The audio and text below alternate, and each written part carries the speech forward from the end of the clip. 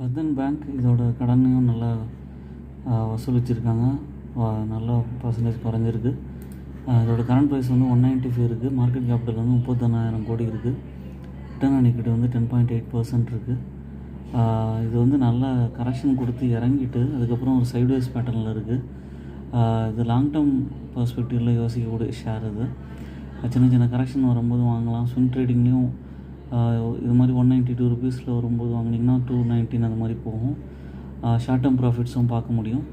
இது பழைய ஹையான 253 ரூபா வரைக்கும் போக வாய்ப்பு இருக்குது.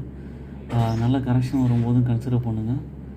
அதுக்கப்புறம் வந்து ரெவென்யூ வந்து 3,400 கோடியிலேருந்து 5,500 கோடி வரைக்கும் போயிருக்கு. ஃபினான்ஷியல் ப்ராஃபிட் நெகட்டிவ்லேருந்து பாசிட்டிவாக மாறி இருக்குது.